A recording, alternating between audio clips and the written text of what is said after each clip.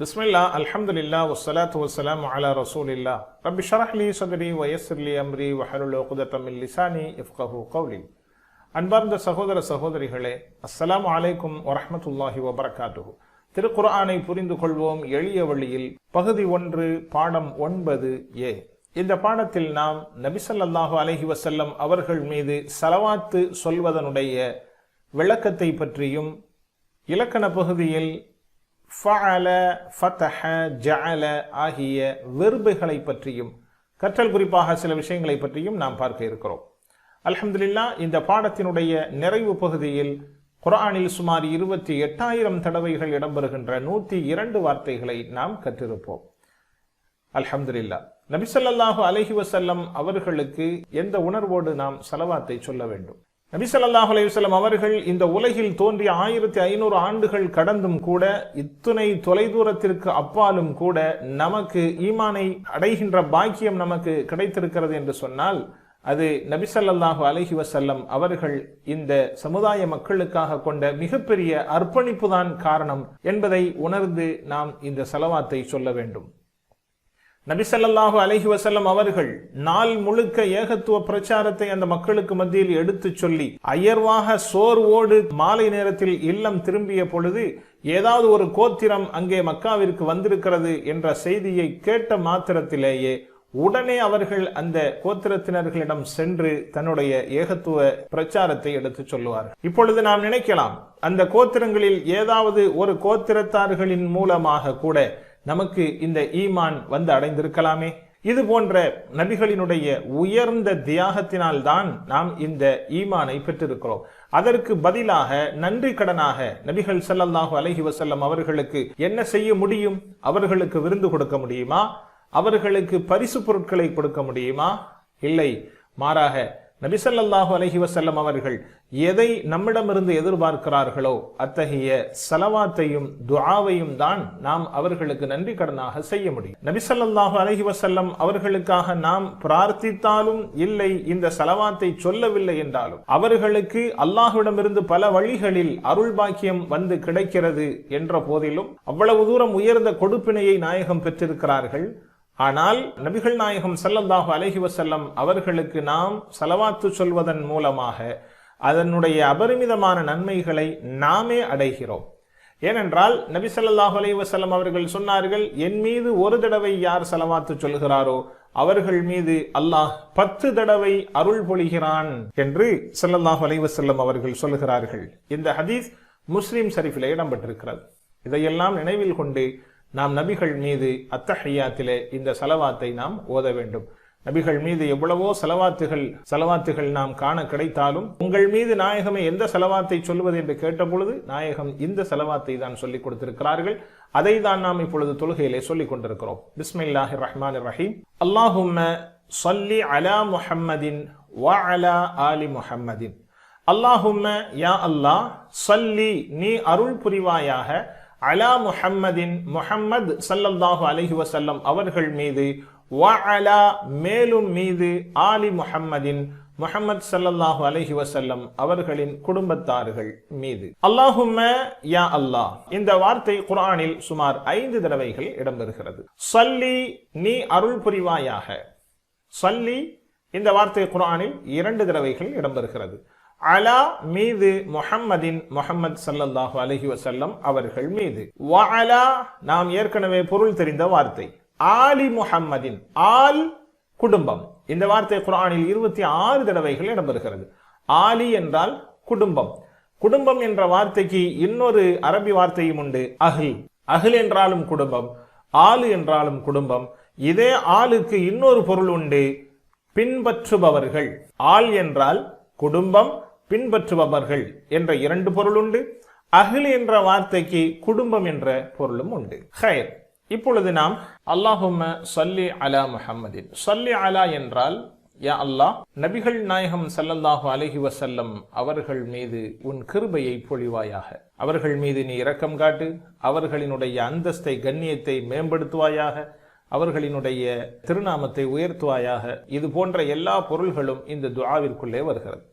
யா அல்லாஹ், நபி ஸல்லல்லாஹு அலைஹி வஸல்லம் அவர்களும் எங்களுக்காக மிகச்சிறந்த உபகாரங்களை செய்திருக்கிறார்கள். எப்படி அவர்களுக்கு நாங்கள் பிரதி உபகாரம் செய்வது என்பது எங்களுக்கு தெரியவில்லை. நீயே அவர்களுக்கு உபகாரம் செய்வதற்கு தகுதியானவனும் சிறந்தவனுமாக இருக்கிறாய். எனவே அவர்கள் மீது நீ அருள் பொழிவாயாக.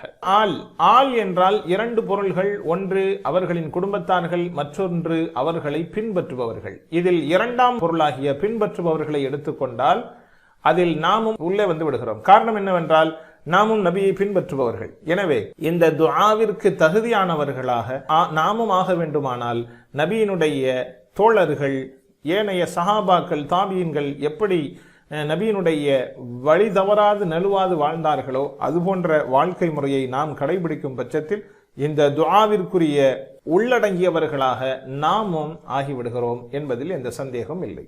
சொல்லுங்கள் பார்க்கலாம். அல்லாஹும்ம யா அல்லாஹ் ஸல்லி, நீ அருள் புரிவாயாக, அலா முஹம்மதின், முஹம்மது ஸல்லல்லாஹு அலைஹி வஸல்லம் அவர்கள் மீது, வ அலா, மேலும் மீது, ஆலி முஹம்மதின், முஹம்மது ஸல்லல்லாஹு அலைஹி வஸல்லம் குடும்பத்தார்கள் மீது நீ அருள் புரிவாயாக.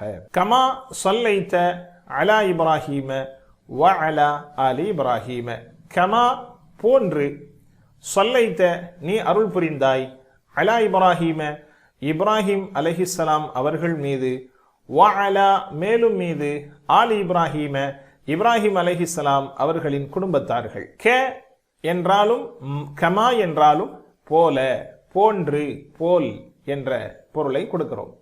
க என்றாலும் கமா என்றாலும் ஒரே பொருள்தான். ஸல்லைத, சலாத் என்ற ஒரு மூல வார்த்தையில் இருந்து வந்த ஸல்லைத, past tense, second person singular.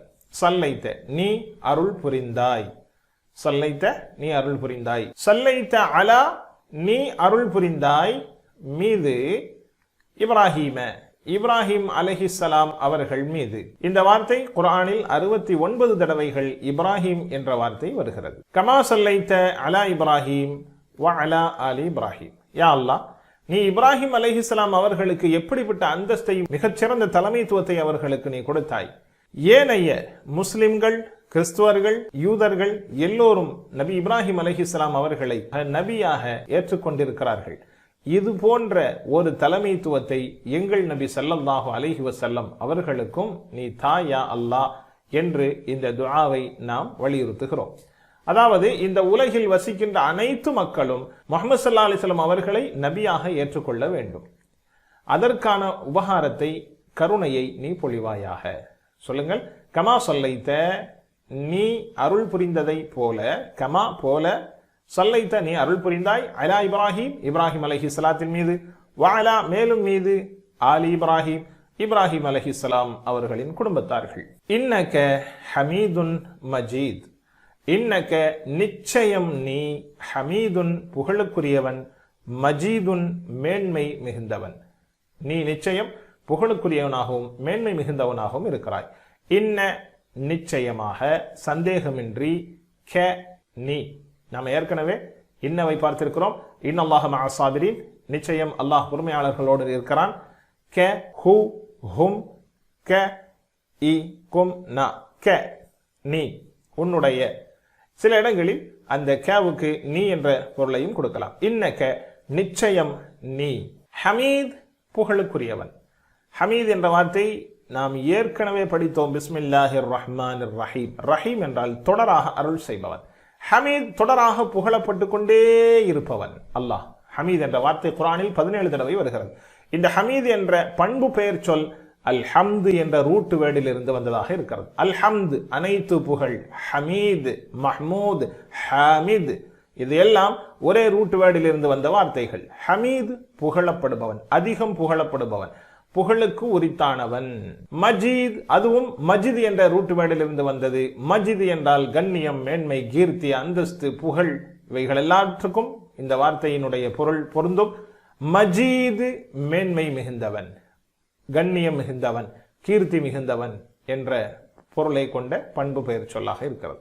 Majeed என்ற வார்த்தை குர்ஆனில் சுமார் 4 தடவைகள் இடம்பெறுகிறது. இன்னக ஹமீதுன் மஜீத். யா அல்லாஹ், எங்கள் மீது நீ பேரருள் புரிந்திருக்கிறாய், எங்களை மோமினாக ஆக்கியிருக்கிறாய், மிகச்சிறந்த தூதரை எங்களுக்கு தந்து எங்களை நீ கண்ணியப்படுத்தியிருக்கிறாய். நீ மிக இரக்கமுள்ளவன், எங்களுக்கு நலன் மட்டுமே நீ செய்து கொண்டிருக்கிறாய். எனவே எங்கள் மீது நீ அக்கறை கொண்ட இறைவா, நீதான் எல்லா புகழுக்கும் உரித்தானவனாக இருக்கிறாய், நீ கீர்த்தி மிக்கவனாக இருக்கிறாய், சிறப்பிற்குரியவனாக இருக்கிறாய். எனவே எல்லா வளங்களையும் உன்னிடத்தில் சொந்தப்படுத்தி இருக்கின்ற இறைவா, நீ மட்டுமே நபி ஸல்லல்லாஹு அலைஹி வஸல்லம் அவர்களுக்கான சிறந்த பிரதி உபகாரத்தை கொடுக்க முடியும். எனவே அவர்களுக்கு நீ பலன் தருவாயாக, அருள் பாலிப்பாயாக. சொல்லுங்கள், இன்னக நிச்சயம் நீ ஹமீதுன் புகழுக்குரியவன், மஜீதுன் மேன்மை மிகுந்தவன். நிச்சயமாக நீ புகழுக்குரியவனாகவும் மேன்மை மிகுந்தவனாகவும் இருக்கிறாய். ஸலவாத்தினுடைய முதல் பகுதியை நாம் நிறைவு செய்துவிட்டோம். இப்பொழுது இரண்டாவது பகுதியை பார்க்கிறோம். தரூது ஸலவாத்தினுடைய இரண்டாம் பகுதியில் பாரிக், பாரக்கத் இந்த இரண்டு வார்த்தை மட்டுமே புதியதாக இருக்கிறது. மற்ற வார்த்தைகள் எல்லாம் நாம் பார்த்தவைகள் தான். அல்லாஹும்ம இறைவா, பாரிக் நீ பரக்கத்து புரிவாயாக, அபிவிருத்தி செய்வாயாக என்றும் அதற்கு பொருள் கொடுத்துக் கொள்ளலாம். அலா முஹம்மதின், முஹம்மது ஸல்லல்லாஹு அலைஹி வஸல்லம் அவர்கள் மீது, வஅலா மேலும் மீது, ஆலி முஹம்மதின் முஹம்மது ஸல்லல்லாஹு அலைஹி வஸல்லம் அவர்களின் குடும்பத்தார்கள் மீது. ஆளுக்கு ஏற்கனவே நாம் இரண்டு பொருள் என்று சொல்லியிருக்கிறோம். அல்லாஹும்ம நாம் படித்து விட்டோம். பாரிக் புதிய வார்த்தை. பாரிக் பரக்கத்து செய்தல். பரக்கா அது ஒரு மூல வார்த்தை, அதனுடைய பொருள் பரக்கத்து செய்தல், அபிவிருத்தி செய்தல். அதிலிருந்து வரக்கூடிய ஆர்டர் ஃபார்ம் பாரிக், நீ பரக்கத்து செய்வாயாக, நீ பரக்கத்து புரிவாயாக. நாம் இந்த பரக்கத் என்ற வார்த்தைகளை அதிகம் புழங்கி இருப்போம். ஈத் முபாரக், பாரக் அல்லாஹு ஃபீக்க. திருமண வைபவங்களில் பாரக் அல்லாஹு ஃபீக்க வ அலைக்க என்ற துஆவை ஓதுகிறோம். ஈதுடைய நாட்களில் ஈத் முபாரக் என்று நாம் ஒவ்வொரு ஈதுகளிலேயும் ஒருவருக்கொருவர் வாழ்த்து சொல்வதற்காக நாம் இதை சொல்லிக் கொள்கிறோம். ஆக பாரிக் என்றால் பரக்கா என்ற வார்த்தையிலிருந்து வந்தது. பரக்கா என்றால் பரக்கத்து செய்தல்.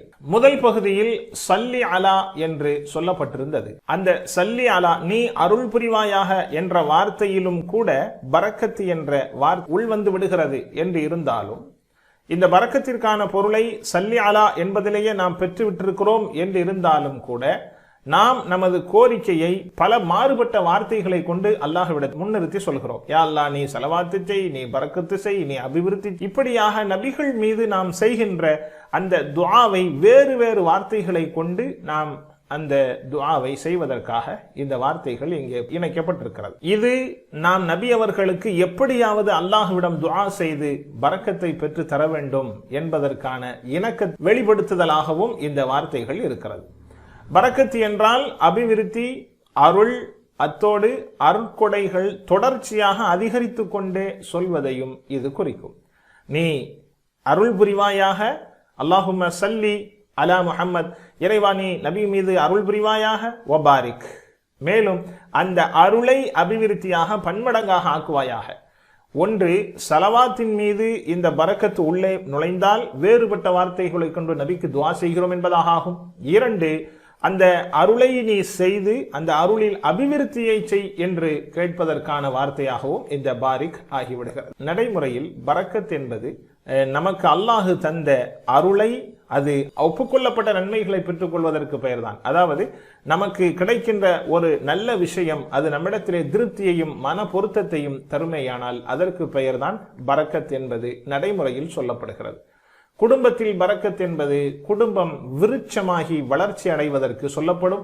வெற்றி, விரிவாக சந்ததிகள் பெருகுதல், இவைகளெல்லாம் அல்லாஹ் அவருடைய குடும்பத்திற்கு பரக்கத் செய்திருக்கிறான் என்பதற்கான வார்த்தையாக அமைகிறது. ஆக பரக்கத்திற்காக நாம் செய்யும் பிரார்த்தனை அவர்களுடைய குடும்பத்தார்கள், அவர்களை பின்பற்றுபவர்களுக்காகவும் அமைந்திருக்கிறது. ஆக அல்லாஹ் நம்மையும் நபி அவர்களை உண்மையாக பின்பற்றுபவர்களோடு சேர்த்தருள் புரிவானாக. கமா பாரக்த அலா இப்ராஹீம வ அலா ஆலி இப்ராஹீம். கமா போன்று, பாரக்த நீ பரக்கத்து புரிந்தாய், அலா இப்ராஹீம இப்ராஹிம் அலைஹிஸ்ஸலாம் அவர்கள் மீது, வ அலா மேலும் மீது, ஆலி இப்ராஹீம் இப்ராஹிம் அலைஹிஸ்ஸலாம் அவர்களின் குடும்பத்தார்கள். நீ இப்ராஹிம் அலைஹிஸ்ஸலாம் அவர்கள் மீதும் அவர்கள் குடும்பத்தார்கள் மீதும் நீ பரக்கத்து செய்ததை போன்று எங்கள் நபி ஸல்லல்லாஹு அலைஹி வஸல்லம் அவர்கள் மீதும் அவர்களின் குடும்பத்தார்கள் மீதும் பரக்கத்து செய்வாயாக. பாரக்த நீ பரக்கத்து புரிந்தாய், இதுதான் இதனுடைய அசல் பொருள். நீ பரக்கத்து புரிந்தாய். இந்த வார்த்தை என்பது நாம் இன்றைக்கு படிக்க போகின்ற வெர்பினுடைய ஒரு மூல வார்த்தையினுடைய மாதிரி வடிவத்தை கொண்டது. ஃபஅல்த. பொதுவாக பாஸ்ட் டென்ஸுக்கென சில மாதிரிகள் இருக்கும். அந்த மாதிரியில் ஒன்று ஃபஅல்த, நீ செய்தாய். அதே அமைப்பில் பாரக்த, நீ பரக்கத்து புரிந்தாய் என்று சொல்லப்படுவதை போல. சல்லி சல்லைத்த, பாரிக் பாரக்த, இரண்டு விதமான வார்த்தைகளை நாம் இந்த துஆவிலே பார்த்திருக்கிறோம். முதலாவதாக சல்லி சல்லைத்த, இரண்டாவதாக பாரிக் பாரக்த. இரண்டு வார்த்தை, அது இரண்டு வகையாக வருவதை பார்த்திருக்கிறோம். சல்லி நீ அருள் புரி, ஆர்டர் ஃபார்ம். சல்லைத்த நீ அருள் புரிந்தாய், அது past tense, second person singular. அதே மாதிரி பாரிக் நீ பரக்கத்து புரிவாயாக, இது ஆர்டர் ஃபார்ம். பாரக்த நீ பரக்கத்து புரிந்தாய், அது past tense singular second person. கமா பாரக்த அலா இப்ராஹிம் வ அலா ஆலி இப்ராஹிம், இப்ராஹிம் நபியின் மீதும் அவர்களின் குடும்பத்தார்கள் மீதும் நீ பரக்கத்து புரிந்ததை போல. இப்ராஹிம் அலைஹிஸ்ஸலாம் அவர்களை இறைவா மிகச்சிறந்த தலைவராக, உயர்ந்த அந்தஸ்தோடு அவர்களை நீ வழி நடத்தியதை போல. ஏனென்றால் எல்லா சமுதாய மக்களும் அவர்களை நபியாக ஏற்றுக்கொண்ட தலைமைத்துவத்தை அவர்களுக்கு நீ கொடுத்தாய். அதுபோன்ற ஒரு தலைமை பண்பை எங்கள் நபி ஸல்லல்லாஹு அலைஹி வஸல்லம் அவர்களுக்கு வழங்கு. ஏனைய மக்களும் மோமின்களாக, நபியை ஏற்றுக்கொண்ட மக்களாக நீ ஆக்கி அருள்வாயாக என்று இந்த துஆவினுடைய முத்தாய்ப்பான கருத்தாக இருக்கிறது. நபி அவர்களுக்கு இப்பிரார்த்தனையை நாம் செய்யும் பொழுது அவர்களின் தியாகங்களை எல்லாம் நினைவு கூர்ந்தவாறு, அவர்கள் குர்ஆனுக்கு ஒரு ஆசிரியராக அனுப்பப்பட்டிருக்கிறார்கள் என்ற நினைவோடு இந்த துஆவை நாம் செய்ய வேண்டும். நாம் இப்பொழுது பிரார்த்தனை செய்ய வேண்டும், யா அல்லாஹ், நபி ஸல்லல்லாஹு அலைஹி வஸல்லம் அவர்கள் குர்ஆனுக்கு ஆசிரியராக இருப்பதை போல நாங்கள் அவர்களுக்கு மாணவராக எங்களை நீ ஆக்குவாயாக. அதாவது தொடர்ச்சியாக குர்ஆன் மற்றும் ஹதீஸை கற்றுக்கொள்ளுகின்ற மக்களாக எங்களை நீ ஆக்குவாயாக. அப்பொழுதுதான் நாம் நபியினுடைய குடும்பத்தாளர்களில் அந்த ஆள் என்கின்ற பொருள்களில் நாம் நம்மை இணைத்துக் கொள்ள முடியும். குர்ஆனையும் ஹதீஸையும் கற்றுக்கொள்வதற்காக நாம் எவ்வளவு நேரம் செலவு செய்திருக்கிறோம். இதற்கெல்லாம் எனக்கு நேரம் இல்லையே, எனக்கு இருக்கிற வேலையே நேரமா சரியா போகுது, இதுக்கு எங்க நேரம் இருக்கு என்று சொன்னால், அப்படி சொன்னால் நாம் நபியினுடைய மாணவர் தானா?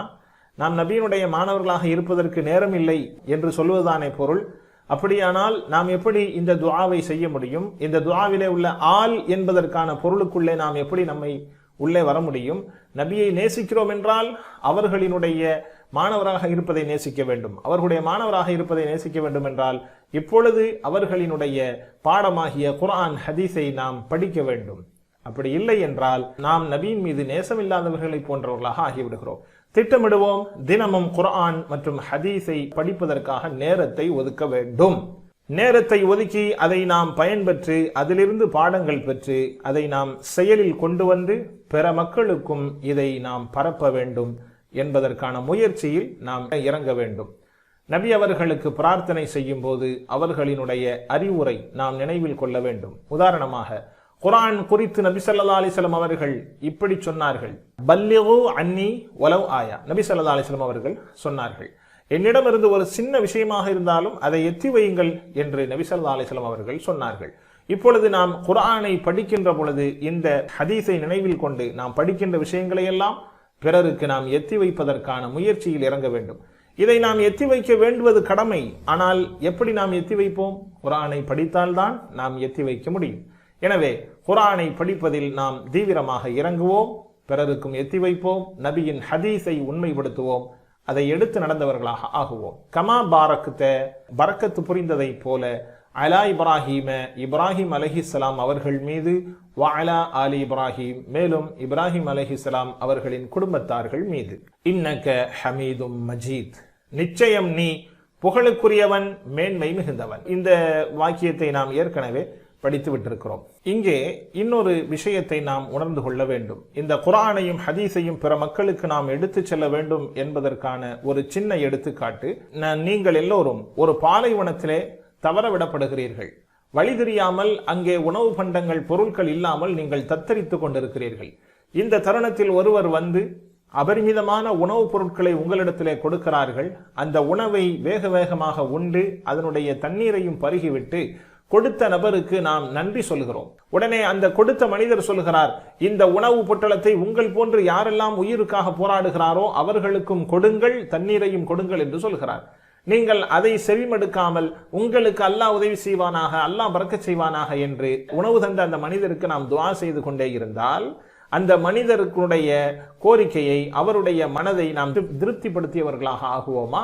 அவர் நமக்கான உணவையும் தந்து அதை பிறருக்கு கொடுக்க சொல்கிறார். நாம் அவருக்கு துஆ மட்டும் செய்துவிட்டு பிறருக்கு கொடுக்காமல் நாமே அதை வைத்திருப்போம் என்றால் கொடுத்தவரினுடைய நோக்கத்தை நாம் பூர்த்தி செய்யாதவர்களாக ஆகிவிடுகிறோம். அதுபோல நபிகள் நாயகம் ஸல்லல்லாஹு அலைஹி வஸல்லம் அவர்கள் குர்ஆனையும் ஹதீஸையும் நம்மிடத்திலே தந்து இதை படித்து கற்றுக்கொடுங்கள், பிறருக்கு எத்தி வையுங்கள் என்று சொன்ன இந்த செய்தியை நாம் எத்தி வைக்கவில்லை என்றால், அல்லாஹும்ம ஸல்லி அலா முஹம்மதின் கமா ஸல்லைத அலா இப்ராஹிம் என்று நாம் துஆ செய்வது மாத்திரம் இருந்தால் நபியினுடைய முழுமையான அந்த கோரிக்கையை, அவர்களுடைய மனதின் எண்ணத்தை திருப்திப்படுத்தியவர்களாக ஆகுவோமா என்பதை நாம் இங்கே சிந்தித்து பார்க்க வேண்டும். படிப்பினை நபி ஸல்லல்லாஹு அலைஹி வஸல்லம் அவர்களின் சரித்திரத்தை படிப்பது, அவர்களின் சுன்னாவை பின்பற்றுவது, குர்ஆனை படிப்பது, அவர்கள் மீதான நேசத்தை அதிகரிக்க நாம் முயற்சிகள் எடுக்க வேண்டும். அது பிறருக்கும் இந்த குர்ஆனையும் ஹதீஸையும் கொண்டு செல்வதிலே தான் இருக்கிறது. வல்ல ரஹ்மான் அந்த பாக்கியத்தை நம் அனைவர்களுக்கும் தருவானாக. அடுத்து இன்ஷா அல்லாஹ் இலக்கண பாடத்தை அடுத்த பிரிவில் சந்திப்போம். அஸ்ஸலாமு அலைக்கும் வரஹ்மத்துல்லாஹி வபரகாத்துஹு.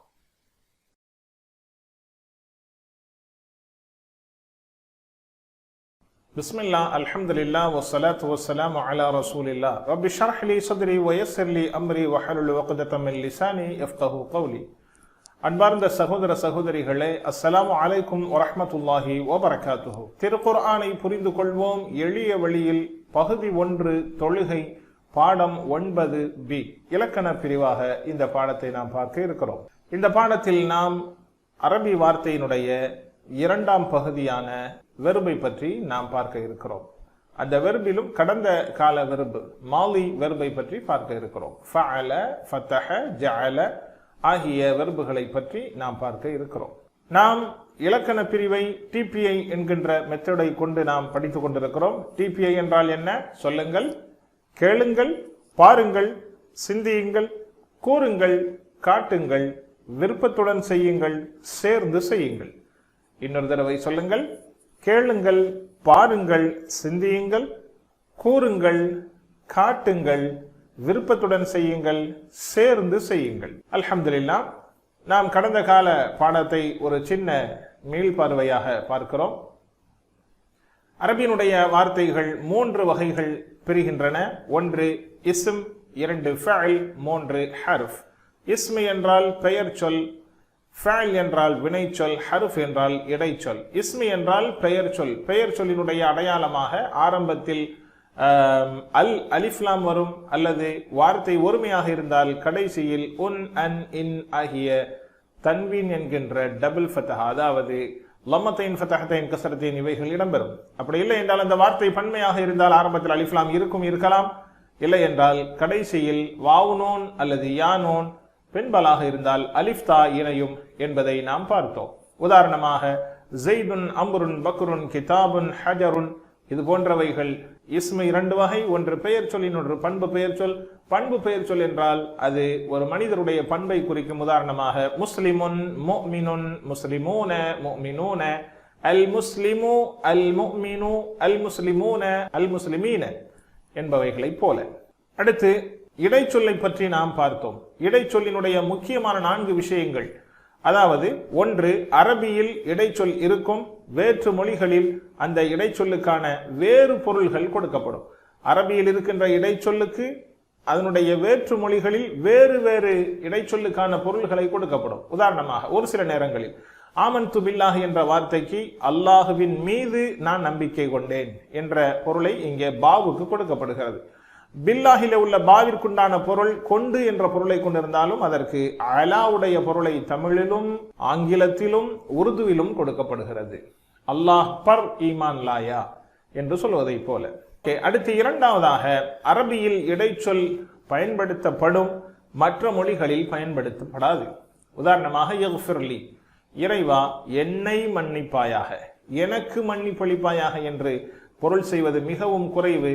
யக்ஃபிர்லி என்னை மன்னிப்பாயாக. 3வதாக அரபியில் இடைச்சொல் இருக்காது, தமிழில் மற்ற மொழிகளில் இடைச்சொல் கொடுக்கப்படும். உதாரணமாக வரஹம்னி என் மீது அருள் புரிவாயாக, வரஹம்னி என் மீது அருள் புரி, எனக்கு அருள் புரி போன்ற பொருள்களை தமிழிலே இதனுடைய அலா அல்லது லீ இவைகளினுடைய பொருளை கொடுக்கப்படுகிறது. ஆனால் அரபியிலோ எந்த விதமான இடைச்சொல்லும் இல்லை. நான்காவது, இடைச்சொல் மாறுவதன் மூலமாக வெர்பினுடைய பொருள் மாறுபடும். உதாரணமாக சல்லி என்ற வார்த்தைக்கு தொழுவு சலவாத்து சொல் என்ற பொருள் கொடுக்கப்படுகிறது. சல்லி அலாவோடு வந்தால் கருணை பொழிவாயாக, அதே நேரத்தில் சல்லி லாமோடு வந்தால் அந்த சல்லிக்கு இறைவனை வழிபடுங்கள், வணங்குங்கள், தொழுவுங்கள் என்ற பொருளை கொடுக்கப்படுகிறது என்ற மிக முக்கியமான 4 சட்டங்களை பார்த்தோம். அடுத்ததாக புதிய 6 வார்த்தைகளை படித்தோம். உதாரணமாக ஹாதா இது இவன், ஹாவுலாயி இவைகள் இவர்கள், ஹாதா இது இவன், ஹாவுலாயி இவர்கள் இவைகள், ஸாலிக அது அவன், உலாயிக அவர்கள் அவைகள், ஸாலிக அது அவன், உலாயிக அவர்கள் அவைகள். நன்றாக கவனித்துக் கொள்ள வேண்டும். ஸாலிக என்ற வார்த்தை ஹுவ என்பதை போன்று வலது சைடு நேராகவும் இல்லாமல், அன்த என்பதை போன்று எதிர் சைடில் நேராகவும் இல்லாமல், ரெண்டுக்கும் இடையிலான அந்த 90 டிகிரி கோணத்தில் ஸாலிக அது அவன். அதே போன்று ஹாதா ஹாவுலாய். உலாய்க்க என்பது ஆண்பாலுக்கும் பெண்பாலுக்கும் சமமாக புழங்கப்படும். அதே நேரத்தில் ஹாதாவுடைய பெண்பாலாக ஹாதிஹி, ஹாதா இது இவன், ஹாதிஹி இது இவள், ஸாலிக அது அவன், தில்க அது அவள், தில்க அது அவள். ஆக ஸாலிகவுடைய பெண்பாலாக தில்க, ஹாதாவுடைய பெண்பாலாக ஹாதிஹி என்று பார்த்தோம். இரண்டிற்கும் பெண்பாலாக இருந்தாலும் ஆண்பாலாக இருந்தாலும் இவைகளினுடைய புளூரல் சமமானது. உதாரணமாக ஹாதா இது இவன், ஹாவுலாயி இவைகள் இவர்கள், ஹாதிஹி இது இவள், ஹாவுலாயி இவர்கள் இவைகள், ஸாலிக அது அவன், உலாயிக்க அவர்கள் அவைகள், தில்க அது அவள், உலாயிக்க அவர்கள் அவைகள் என்று சொல்லப்படுவதை போல ஆகிய முக்கியமான 6 வார்த்தைகளை நாம் பார்த்தோம். இன்றைய பாடத்தில் நாம் ஃபஅல், ஃபஅல் என்றால் வினைச்சொல், ஒரு வினையோடு கூடிய ஒரு காலமும் வினையும் சேர்ந்து இருக்கக்கூடிய ஒரு வார்த்தைக்கு நாம் வெர்பு என்று சொல்லுகிறோம், ஃபஅல் என்று சொல்லுகிறோம். உதாரணமாக மாலி என்று சொல்லுகின்ற கடந்த காலம் அல்லது நிகழ்காலம் அல்லது வருங்காலம் இவைகள் கலந்து வரக்கூடிய ஒரு வார்த்தைக்கு வெர்பு என்று நாம் சொல்கிறோம்.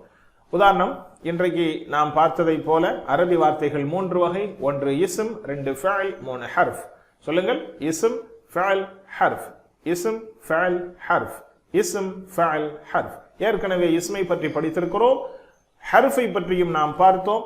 லி, மின், அன், பி, ஃபி, அலா, இலா, மஅ, இந்த ஆகியவைகளை நாம் பார்த்திருக்கிறோம். இப்பொழுது நாம் பார்க்க போகின்ற பாடம் ஃபஅல்.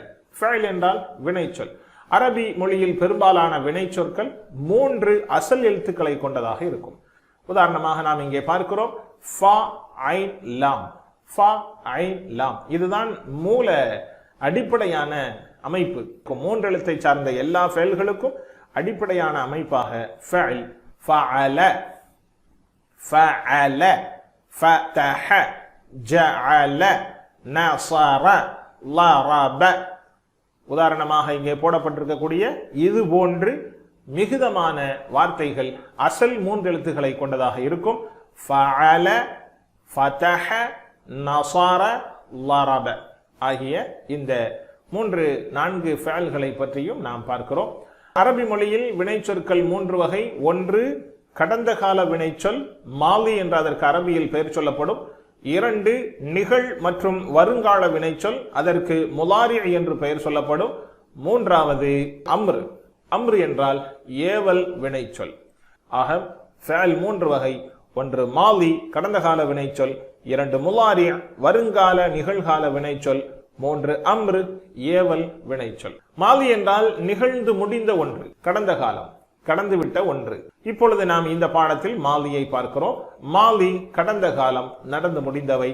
உதாரணமாக ஃபஅல, ஃபஅலு, ஃபஅல்த, ஃபஅல்து, ஃபஅல்தும், ஃபஅல்னா. இவைகள் ஒரு வெர்புனுடைய மொத்த உருவத்திற்குமான மாதிரி.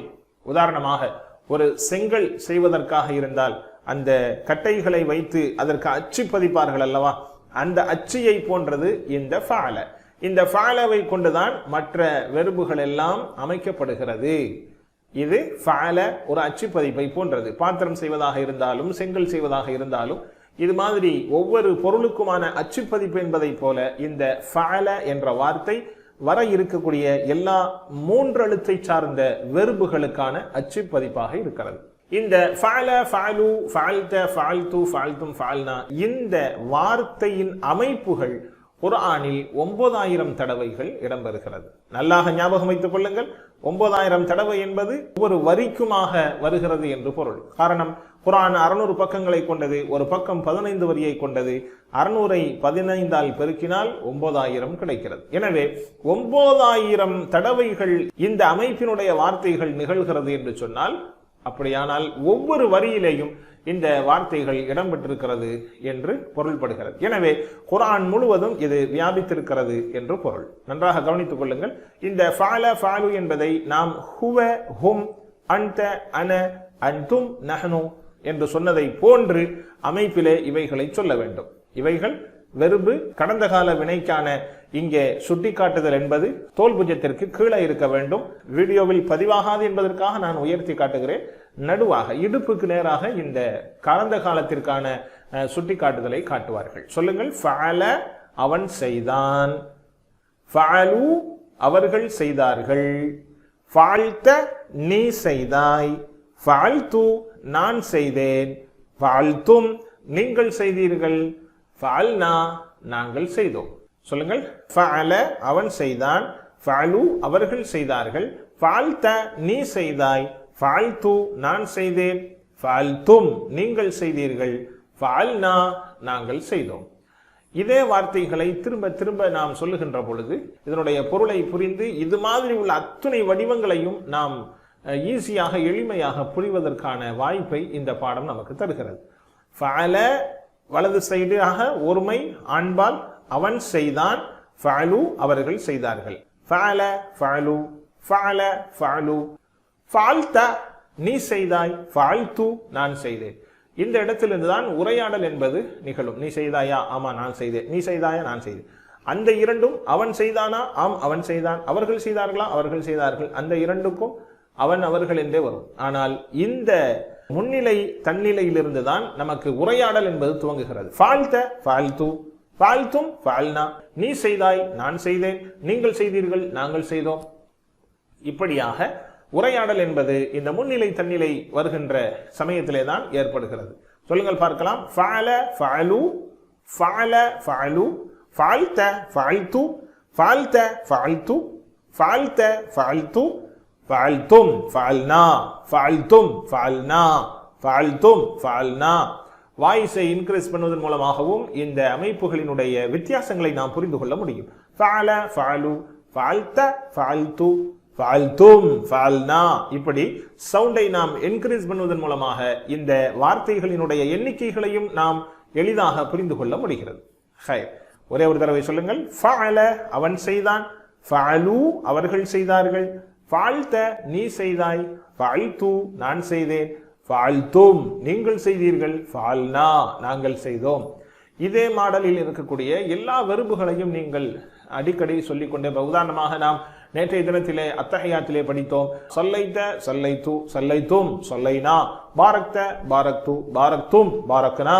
இது மாதிரியாக இந்த வெர்புகளினுடைய வார்த்தைகள் எங்கெல்லாம் நீங்கள் பார்க்கிறீர்களோ அங்கெல்லாம் இதை நீங்கள் பிராக்டிஸ் எடுத்துக்கொண்டே இருக்கின்ற பொழுது மிக எளிமையாக நாம் புரிந்து கொள்ள முடியும்.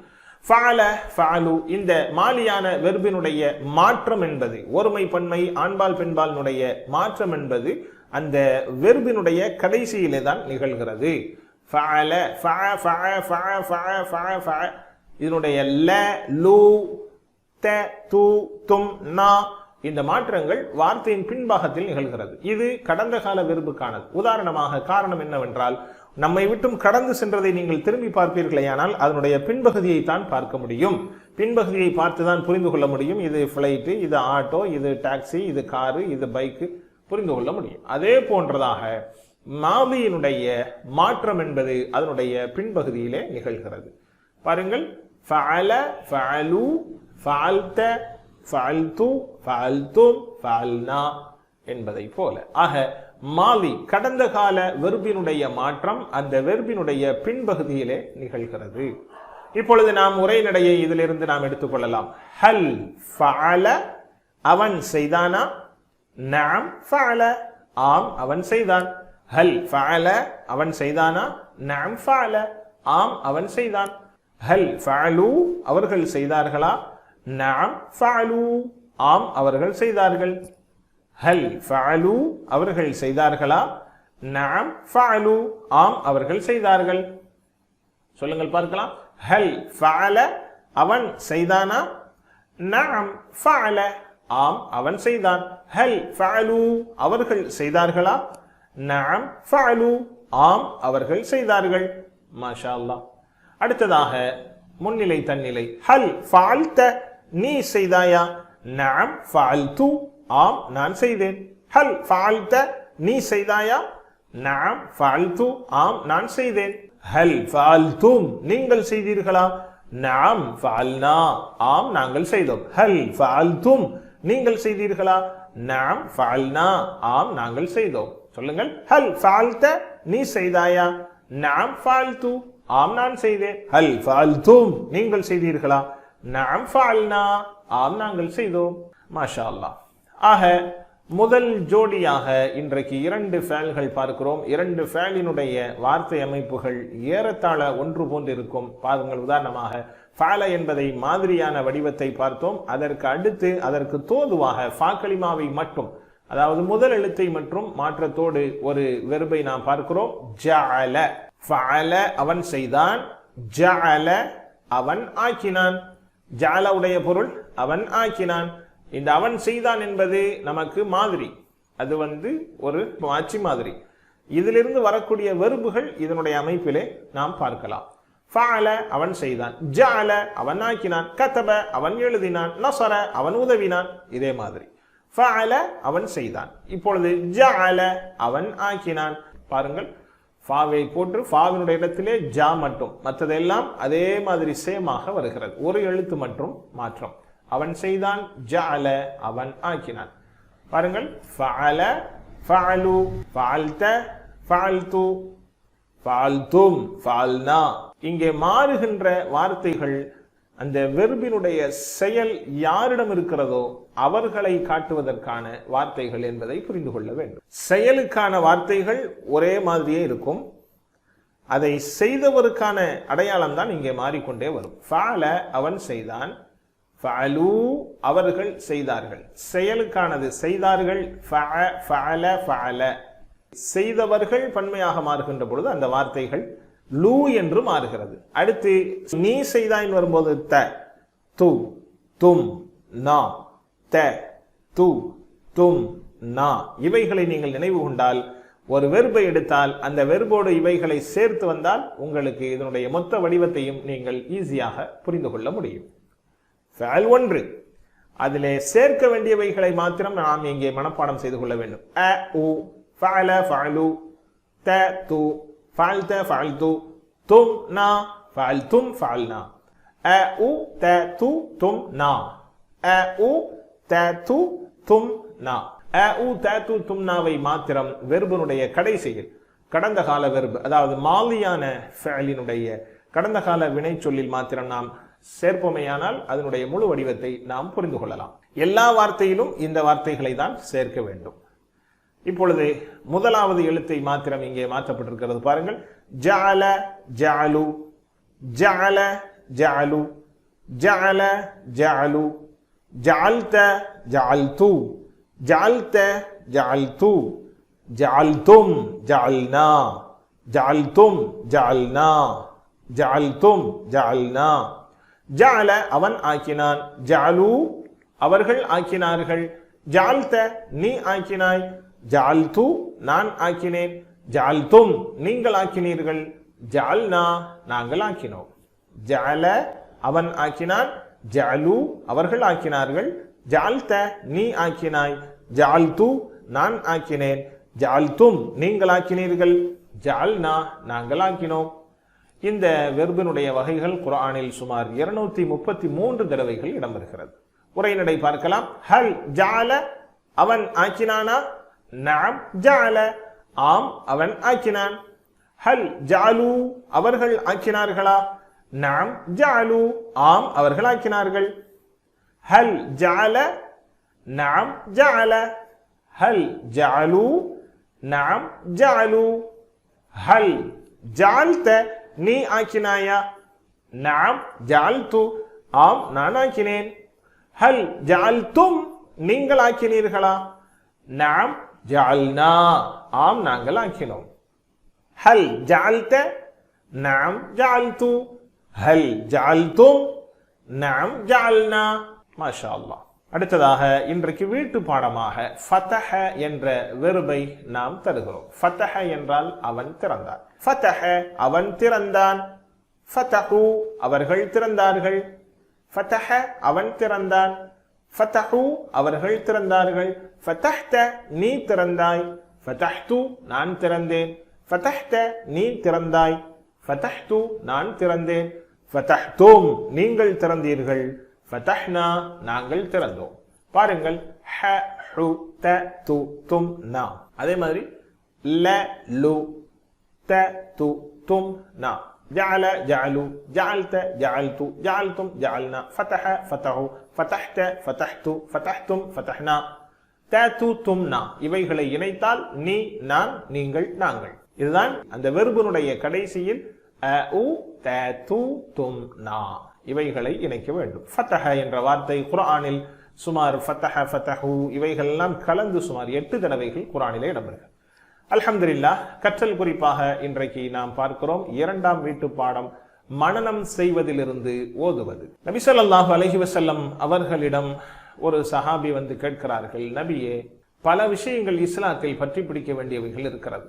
நானோ என் வாழ்வில் பற்றி பிடித்து செயல்படுத்துகின்ற ஏதேனும் எனக்கு ஒரு விஷயத்தை சொல்லித்தாருங்கள் என்று கேட்ட பொழுது நபிகள் நாயகம் ஸல்லல்லாஹு அலைஹி வஸல்லம் அவர்கள் சொன்னார்கள், உன் நாவை எப்போதும் இறைவனை நினைவு கூறுவதில் நனைத்தே வைப்பாயாக. உம்முடைய நாவை எப்பொழுதும் இறைவனை நினைவு கூறுவதில் நனைத்தே வையுங்கள் என்று நபி ஸல்லல்லாஹு அலைஹி வஸல்லம் அவர்கள் சொல்லித் தருகிறார்கள். அப்துல்லாஹ் இப்னு பஷர் என்ற சஹாபி இந்த செய்தியை சொல்லுகிறார்கள். திருமதி ஷரீஃபிலே இந்த ஹதீஸ் இடம்பெற்றிருக்கிறது. ஆக நாம் நாவால் சற்று ஓசையோடு குர்ஆனை ஓதுகின்ற பொழுது நம்மளுடைய கவனச்சிதைவை விட்டும் அது பாதுகாக்கிறது. மனதிற்குள்ளே நாம் சொல்லிக்கொண்டே இருந்தால் நம்மளுடைய கவனத்தை அது திசை திருப்பிவிடும். ஆனால் ஒரு ஆயத்தை ஒரு சூறாவை சப்தமிட்டு ஓதுகின்ற பொழுது நம்முடைய கவனம் திரும்பாமல், அப்படியே திரும்பினாலும் சிறிது நேரத்தில் நம்முடைய கவனத்தை திரும்பவும் அந்த ஓதுதலுக்கு கொண்டு வந்து விடுகிறது. இப்படி நாம் ஓதிக்கொண்டே இருக்க வேண்டும். அப்படி ஓதவில்லை என்றால் நம்மளுடைய சிந்தனையிலிருந்து குர்ஆன் மறக்கடிக்கப்பட்டு விடும். குர்ஆன் மிக வேகமாக நம்மை விட்டும் போகக்கூடியது என்றும் நபிகள் நாயகம் ஸல்லல்லாஹு அலைஹி வஸல்லம் அவர்கள் சொல்லித் தருகிறார்கள். திக்ரு தியானங்கள் என்று ஒரு பக்கம் இருந்தாலும், உதாரணமாக நாம் ரோட்டிலே நடந்து கொண்டிருக்கின்ற பொழுது திக்ருகளை மனதிலே செய்து கொண்டே போவோம். வேகமாக ஒரு காரோ பைக்கோ கடந்து செல்லுமேயானால் நம்முடைய கவனம் அதில் திரும்பி விடுமையானால் நாம் சொல்லிக் கொண்டிருந்த தஸ்பீகை மறந்து விடுகிறோம். அப்படியே நம்முடைய சிந்தனைகள் கார் பக்கமாக பைக் பக்கமாக சென்று விடுகிறது. ஆனால் குர்ஆனை நாம் சப்தமிட்டு ஓதிக்கொண்டே வருகின்ற பொழுது கார் பைக்கிலே கவனம் திரும்பினாலும் திரும்பவும் அந்த சப்தமிட்டு ஓதுகின்ற அந்த தன்மையானது குர்ஆனின் பக்கம் நம்மை ஈர்த்து விடுகிறது. மூளையும் மனிதனுடைய நாவும் ஓய்வு எப்பொழுதும் எடுப்பதே இல்லை. மூளை எப்பொழுதும் சிந்தித்துக் கொண்டே இருக்கும். நாவு எப்பொழுதும் எதையாவது பேசிக்கொண்டே இருக்கும். என்றைக்காவது நான் ரொம்ப சிந்தித்தேன், என்னுடைய மூளை டயர்டாகிவிட்டது என்று சொல்பவர்களோ, நான் இன்றைக்கு அதிகம் பேசிவிட்டேன், என்னுடைய நாவு பலகீனப்பட்டு விட்டது, அது வேதனைப்படுகிறது என்றோ சொல்பவர்கள் என்றைக்காவது நாம் பார்த்துக்கிறோமா?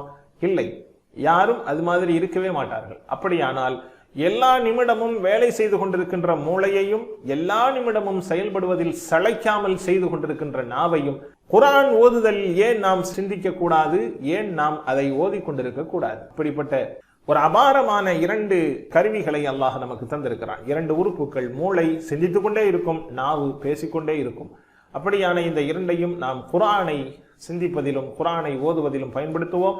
ஆக 5 நிமிடங்கள் நடக்கும்போது அல்லது சமையல் அறையில் சமையல் செய்கின்ற பொழுது அல்லது அலுவலகத்தில் ஏதாவது ஒரு வேலை செய்து கொண்டிருக்கின்ற பொழுது உங்களுடைய நாவுகள் குர்ஆனை ஓதிக்கொண்டே இருக்கட்டும். அல்லாஹ் அருள் புரிவானாக. அல்ஹம்துலில்லாஹ்.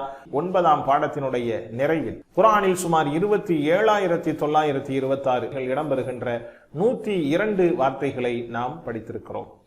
வீட்டு பாடங்களை குர்ஆனை பார்த்து ஓதுவது, குர்ஆன் மனனம் செய்திலிருந்து ஓதுவது, பாட புத்தகத்திலிருந்து படிப்பது, சொல்ல அட்டவணையை எடுத்துக்கொள்வது, 1 மணி நேரம் திருக்குர்ஆன் வார்த்தைக்கு வார்த்தை பொருளை இலக்கணங்களை நாம் பார்ப்பது, நண்பர்களோடு உரையாடுவது மற்றும் வேறு வேறு சூறாக்களை தொழுகையில் ஓதி பார்ப்பது, ரப்பி ஜித்னி இல்மா என்ற துஆவை ஓதுவது, இவைகளையெல்லாம் நாம் கடைபிடிப்போம், பிறருக்கு சொல்லிக் கொடுப்போம், ஆசிரியராக மாறுவோம். கற்பதற்கு சிறந்த வழி கற்பித்தல். எனவே பிறருக்கு சொல்லிக் கொடுப்பதன் மூலமாக நாம் சிறந்த முறையில் கற்க முடியும்.